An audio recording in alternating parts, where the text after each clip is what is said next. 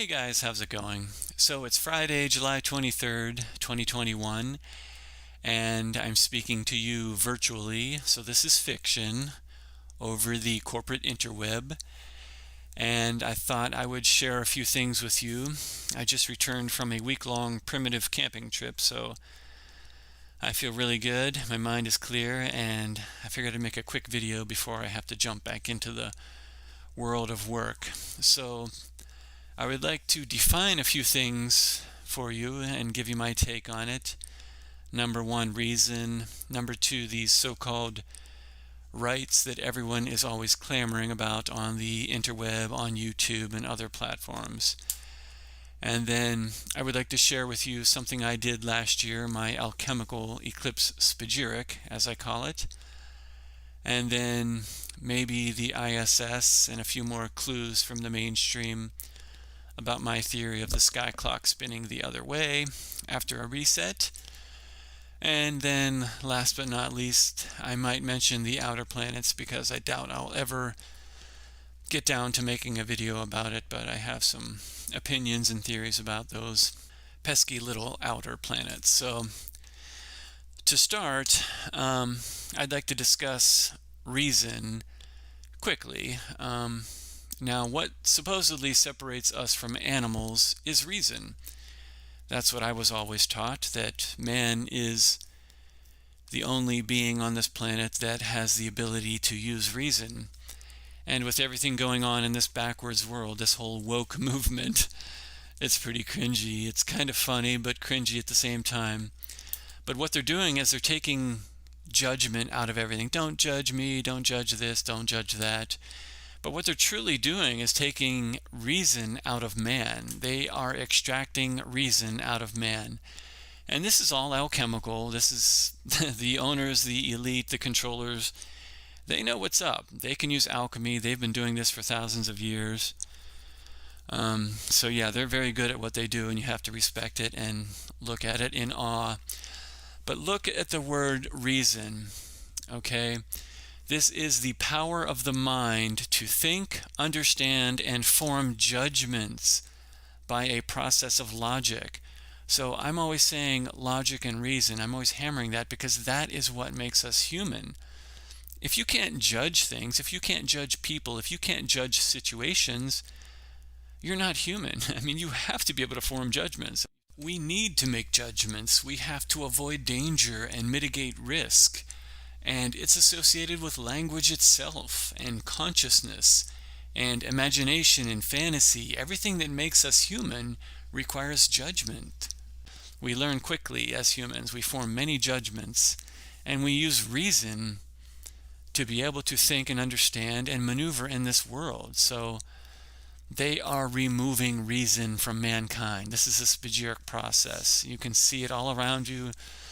When people are moving around like robots in this invasion of the body snatchers world, just understand that they're taking reason out of people, out of mankind. Getting these jibber jabbers in the arms and running around like the sky is falling. I mean, it's pretty bad. So, number one, let's define the word reason and understand that's what makes us human. And then number two, these rights that everyone's always complaining about, and I'm mainly referring to truthers and people who are exposing things, and that's good, but to sit there and complain about rights on the internet, I mean, it's laughable. You have no rights on the internet, and nor would you want rights. The whole point of the definition I'm going to explain to you is that you don't want the government giving you these rights, because it's not really giving you rights, it's accepting you under its authority. You are begging the government to come over you and have authority over your natural rights. If you can speak, you already have the right to free speech. And it is what it is. You can speak, you have free speech. Go out and say whatever you want. It's the same in every country too. People think America is so special. I've been to Russia. I've been around the world. If you can speak, you have free speech. The problem is you have thugs running the world and these governments, so of course, if you get in the way of this or that plan, you might get smacked around. That's just the way it is. When you give all of the authority and you submit to these governments, it's not like we had much choice. This is a corporate settlement of the world. This is a corporate farm. So I think it's just better to understand your place so that you can maneuver. You can't do anything. I'll try to put up some footage here of the sheep herding. And basically, you're the sheep. We are the sheep. And the dogs are the controllers. They're the elite. They're the special pets of the controllers. And the controllers, the masters of everything, are the sheep herders. They're the guys standing around with the pole or the whistle, doing nothing.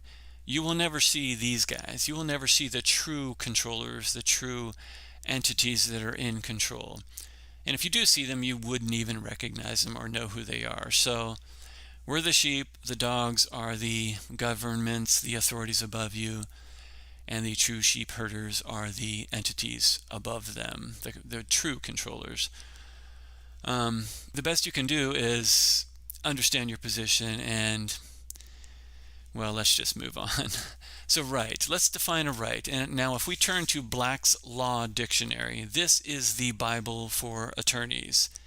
In the field of law, Black's Law Dictionary underpins everything. And I've been dealing with this sucker for over 20 years. I'm not a lawyer, but I've worked in this field. I work in this field, a few other fields, the finance and legal field. So I'm very familiar with this and resorting to it and using it. And it is chaotic. The field of law is chaotic, and it's meant to be that way. It's an insane system that was created and placed over top of us. So kudos to the controllers. But if we just look at the definition of a right, now let's look at, this is the legal definition, and the first part of this definition is an abstract. So as a noun and taken in an abstract sense, and that doesn't mean its true meaning, its concrete meaning. This is like an abstract, a summary of it. It's cliff note meaning. It is used just to refer to justice, ethical correctness, or consonance with the rules of law or the principles of morals. So in this signification, it answers to one meaning of the Latin jus and serves to indicate law in the abstract, considered as the foundation of all rights or the complex of underlying moral principles which impart the character of justice to all positive law or give it an ethical content. Okay, that's a little introduction, an abstract introduction. Now, as a noun and taken in a concrete sense, it is a power, privilege, faculty, or demand inherent in one person and incident upon another. Rights are defined generally as powers of free action, and the primal rights pertaining to men are enjoyed by human beings purely as such, and they're grounded in personality, and that's where my beef with corporate personality comes in, but that's another video and another legal discussion, and existing antecedently to their recognition by positive law. But again, leaving the abstract moral sphere and giving to the term a juristic content, a right is well defined as a capacity residing in one man of controlling, with the assent and assistance of the state, the actions of others. So the true meaning of right, and this is the concrete meaning, this is the legal meaning, it's the juristic content. A right is well defined, well established, as the capacity residing in one man of controlling, with the assent or the authority and the assistance of the government, the state, the guys with the guns, the actions of others. So when you get that invoice of rights or that bill of rights, oh, we got all these cute little rights. You don't have rights. You've just given up all of your authority, all of your natural rights. You're giving all of your natural freedom to the government when you submit to this system, this Bill of Rights, this Constitution that was established over us. I mean, it's terrible. But you're basically giving the government the authority to regulate your speech. You give up your speech, and this is terrible. This is your vital force. This is your breath. This is the breath of life. This is how backwards this current system is. This system where mankind is so arrogant that he can just speak into existence these demonic entities known as corporations, which are, I mean, karma really gets us with that. It's our own greed and arrogance and pride that we speak into existence these corporations, which basically live off of greed and the love for money, and they subdue us and they turn us into slaves, debt slaves. So our own arrogance just destroys us and cannibalizes us. And it just goes back to this legal system. We are living in a legal system. They say we are a nation of laws, and that's 100% correct. This is a nation of laws, and it's disgusting when you think about the fact that you give up your natural freedom of speech and you submit yourself to this authority to control your speech. So that is the true definition of a right. So when you're saying the Bill of Rights and freedom of speech, YouTube, give me some freedom of speech, you're saying, hello, controller, come control my speech, and I'm fighting this other person known as Google and YouTube and all. They're just people just like you, these artificial people, but good luck battling them. You're just saying, government, come control my speech and be the arbiter of my speech. You've got free speech. You don't need some invoice of rights, this Bill of Rights. That's ridiculous. So, just get away from that area of complaining and clamoring about rights. There is no such thing when it comes to the government. The Bill of Rights is an invoice of rights, and you're a debt slave. So that's that. What was I going to talk about next? So leaving that's kind of annoying, but I'm really excited to share with you what I did last year, and I've been studying alchemy for a couple of years now. I think I made my first Spagyrics back in 2019, and I think I have a few pictures of my Spagyrics here, distilled Spagyrics. And I won't get into that in this video, but what I did in the year of the Great Conjunction is I figured I would make an elixir, a year-long Spagyric, which is where you take the three principles of something, the salt, the mercury, and the sulfur. And what I did is I started the Spagyric during the eclipse. So the first one was the solar eclipse of, June 21st, 2020. And what I did is I harvested rosemary and purslane. Now, rosemary is an herb that is ruled by the sun, and then purslane is ruled by the moon. And so during that eclipse of the sun and the moon, I harvested those two plants, and then I prepared them as a Spagyric, an alchemical Spagyric. So what I did is I put them in alcohol, and they digested for an entire year. So they had the epic energies of that eclipse as it was going on. It wasn't going on here, but in the world it was going on. We couldn't see it here, but it was going on. So I got the eclipse energy, put it in the jar, sealed it, and for an entire year, I would shake it every few days or whatever, but that alcohol, that spirit was being pulled out of the plant. The sulfur and the mercury were being pulled out of the plant, and the salts were being loosened. But and then I did the same thing 2 weeks later during the lunar eclipse. I took, what did I take? I took mugwort and moringa. There we are. Mugwort is the excellent herb that is ruled by the moon, and then moringa, which is sort of a perennial superfood. We love that. We have a ton of that growing here. And also, by the way, these plants are growing in our yard. So all of my Spagyrics, I use stuff that we grow. So yes, during the lunar eclipse, I harvested some mugwort and moringa, and I did the same thing. I put those in a vessel, and I let them sit for an entire year.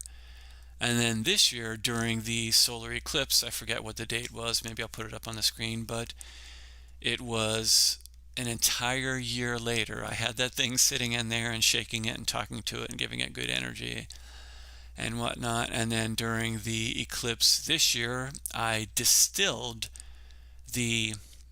the solar eclipse, I distilled the rosemary and the purslane. So as that eclipse was happening above us, my alchemical Spagyric was distilling. So it was going up into the atmosphere as a gas and then coming back down as it condensed. So there is some good power, some good energy in my solar eclipse Spagyric. And then 2 weeks later, I don't know if it was later or earlier actually this year, I'll have to look at the thing, but the lunar eclipse, I did the same thing. During the lunar eclipse this year, I distilled my mugwort and moringa Spagyric. So yeah, and what I do is every day I will take maybe 3 drops or 7 drops or 12 drops, just to represent obviously the 3 principles or the 7 planets, or the 7 celestial bodies I should say, or the 12 signs of the zodiac. So I'll do that in kombucha or rainwater, or maybe even wine, whatever, or tea.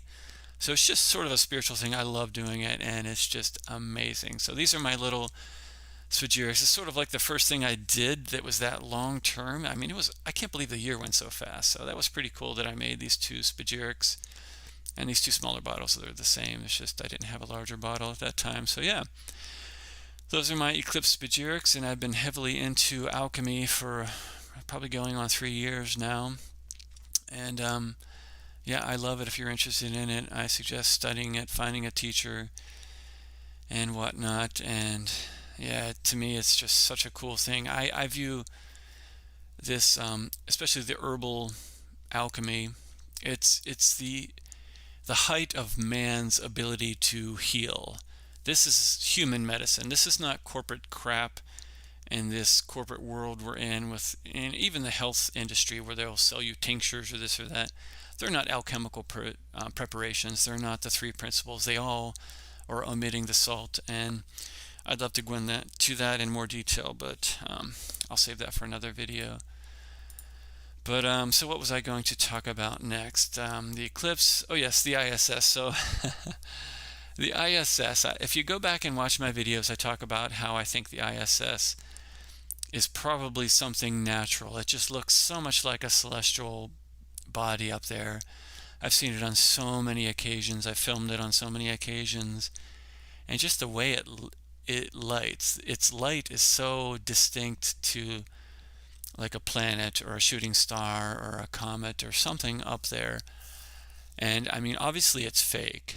I mean, there's no way that the NASA is doing the ISS. We know that. That's well established.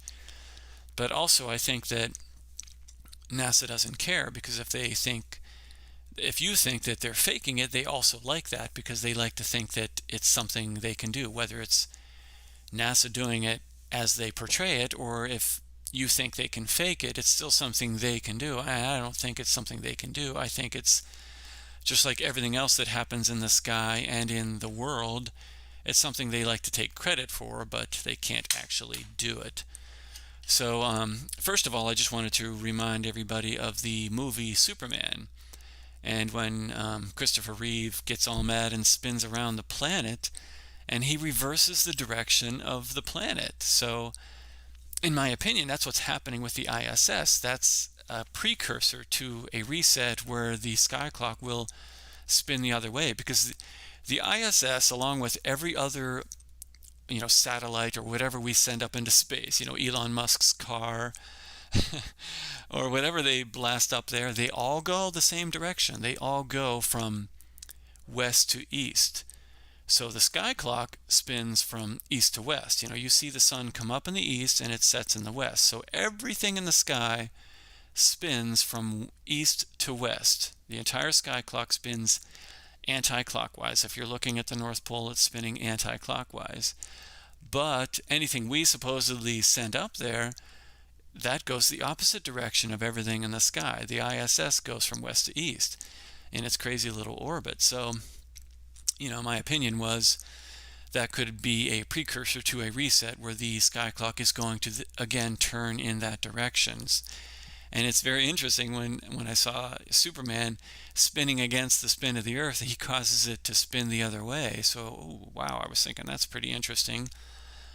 So yeah, that's just, and they say, oh, everything, gravity causes everything to just kind of stick to the Earth, that magical tractor beam, because, it is pretty interesting that planes and such should obviously have different flight times. If you're flying against the spin of the Earth, I mean, it should be much quicker to reach your destination. And then if you're spinning with the spin of the Earth, if you're flying with the spin of the Earth, you should never reach your destination. That thing's spinning 1,000 miles per hour at the equator, so if you're flying 500 miles per hour in your little jet, you probably couldn't even keep up, but according to NASA, it's like, oh, no problem. The tractor beam of the gravity holds everything in place, blah, blah, blah. Well, if that's the case, why aren't you throwing things into orbit the other way? If planes can fly both directions without a problem because of these magical tractor beams, why are they not sending anything into orbit the opposite direction? Why does it always have to be west to east?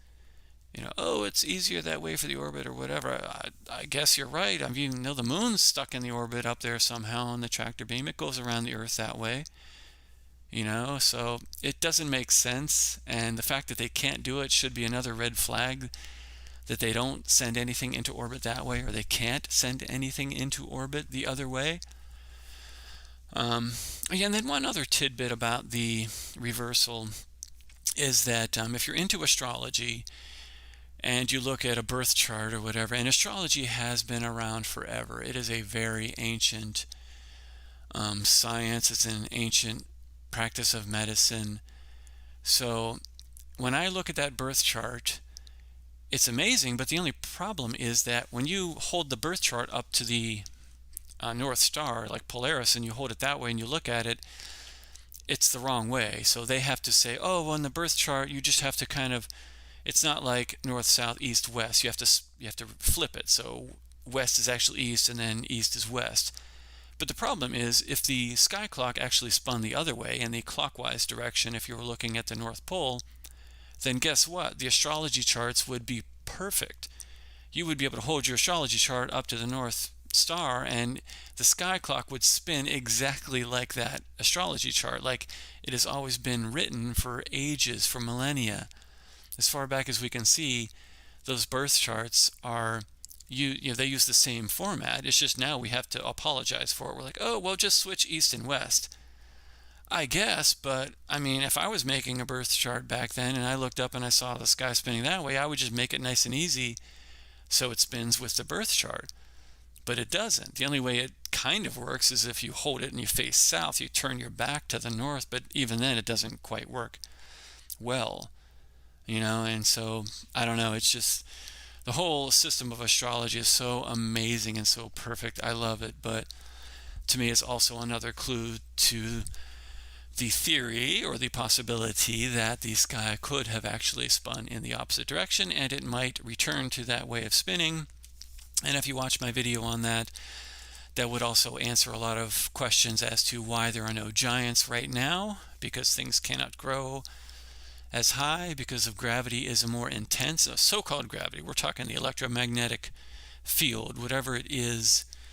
In actuality, it would be lessened if the good old right-hand rule of electromagnetic waves was going the other way, and NASA even admits that. Oh, after a reset, the intensity of the atmosphere would be like 5 or 15% less. So many clues, many questions, many theories.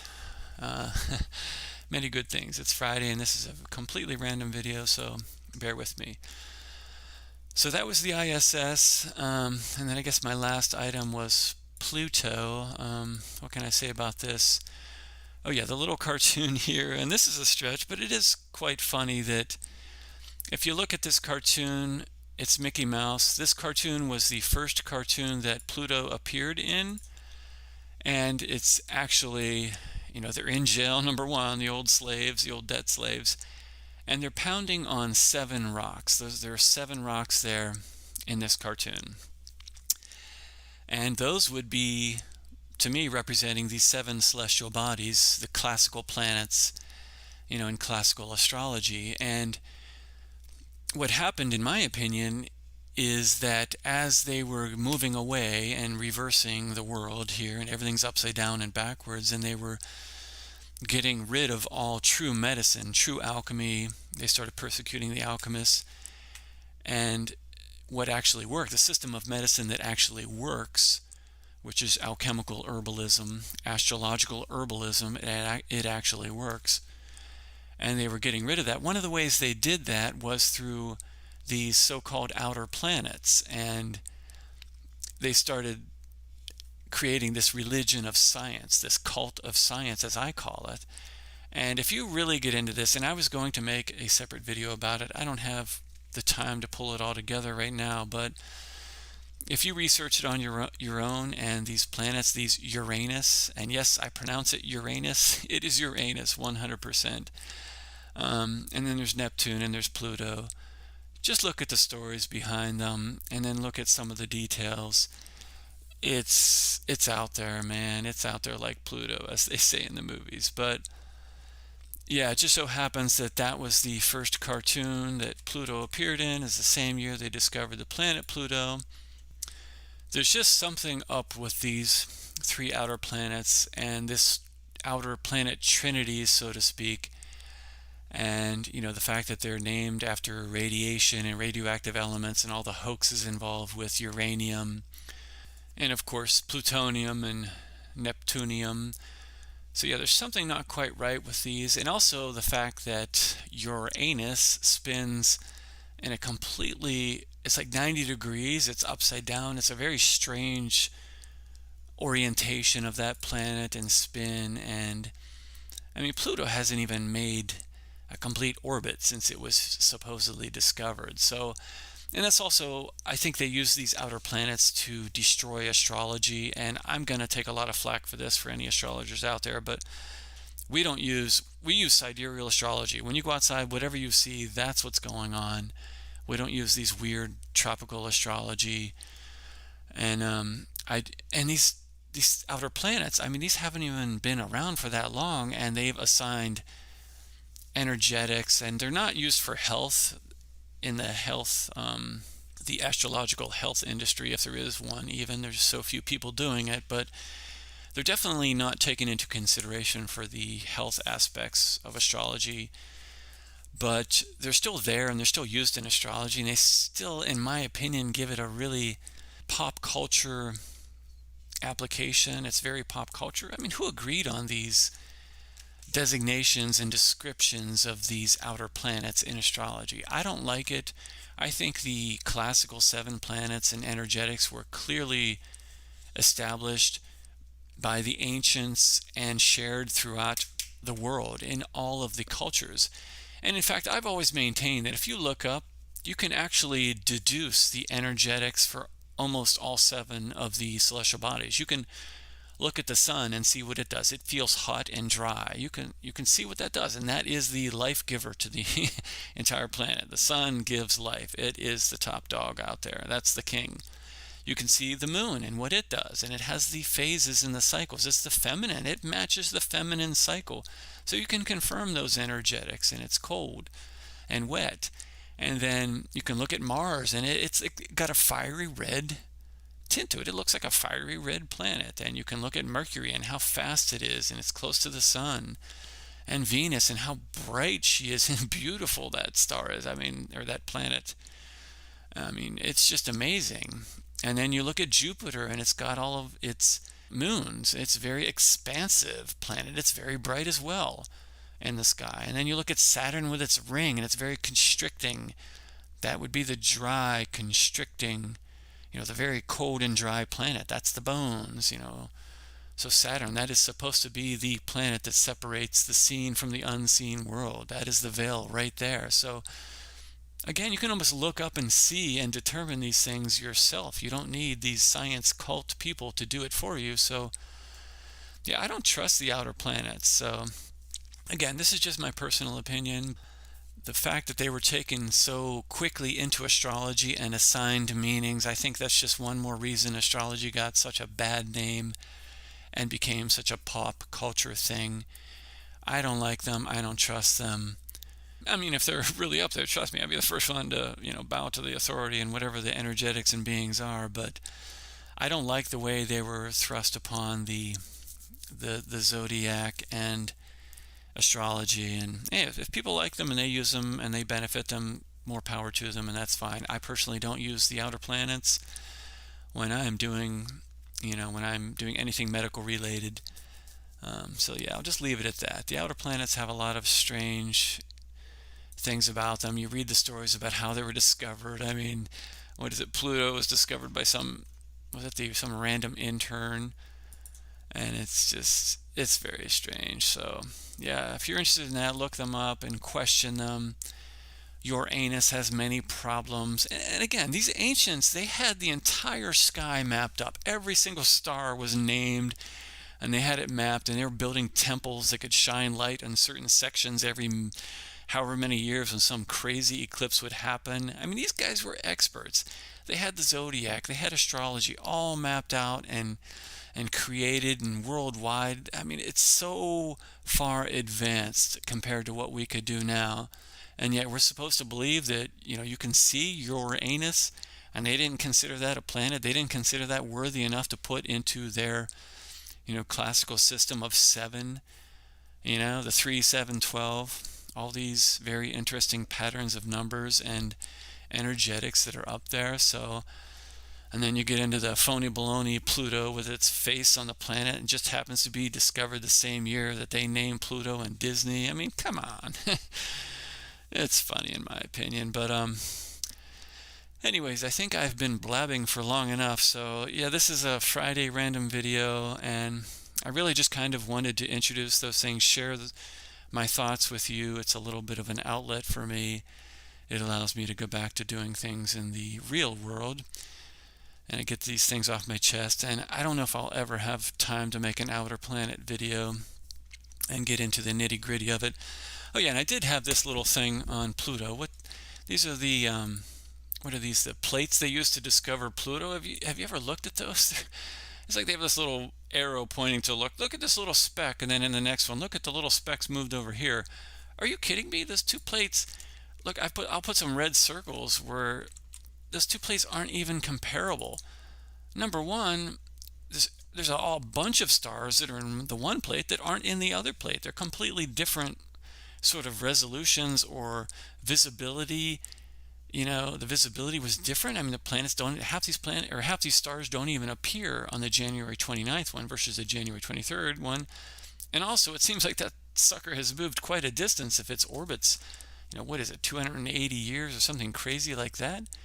And then number three, if you look at the bottom, I've put a red circle around something in the bottom of this picture. Well, I see another dot that wasn't in the first picture, but that dot's in the second picture. So what's that? Is that a planet too? Why don't we just name that?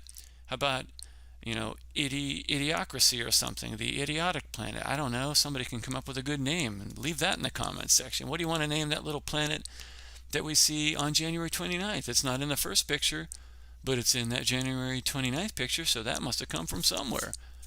It's just a fantastic fictional system that it's a cult that everyone believes in, and they all go to for their rights. Be the arbiter of my rights. No, you're a human. You have rights. You don't need some stupid lawyers to give you these rights. Enjoy this planet. It is your planet. You can go out and feed yourself. You don't need some corporate controllers to feed you.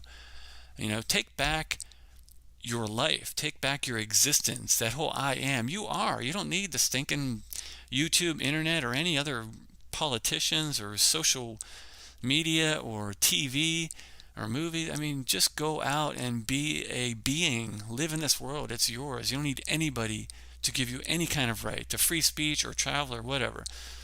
Now, with that understanding, you might get into trouble because there are some thugs out there that are, running rampant in this chaotic world we live in, this upside down world. But, be smart, hang tough, be ready to teach others, because the time might come when we're called upon to, be the light of the earth, be the salt of the earth.